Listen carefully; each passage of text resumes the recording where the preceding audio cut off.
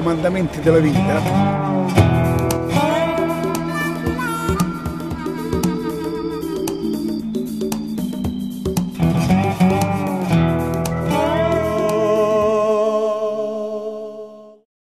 Allora, la prima secondo me potrebbe essere, non lo so, intanto di essere nato. Per me questo qua è un comandamento importante, cioè di essere venuto al mondo, è un comandamento. Poi il secondo potrebbe essere, una volta che sei nato, chiaramente avere rispetto per se stessi e di conseguenza rispetto agli altri. E questo qua potrebbe essere un secondo comandamento.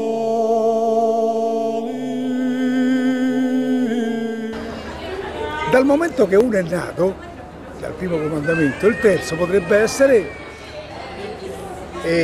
godersi la vita,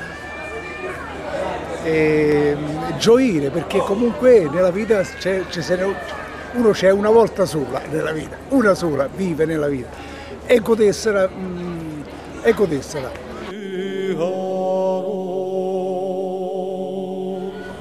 E il quarto comandamento è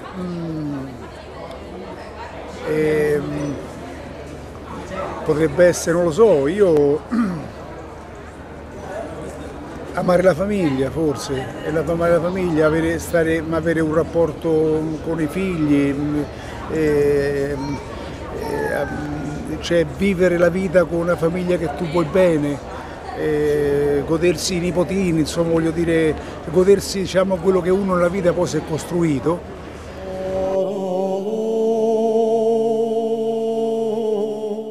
Quinto, finire la vita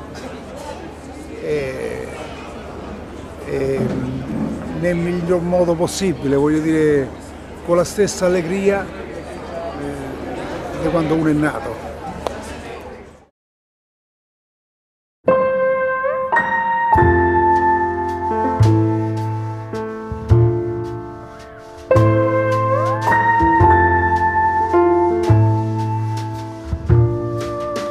Did we get too tight or let the mystery puzzle reveal itself?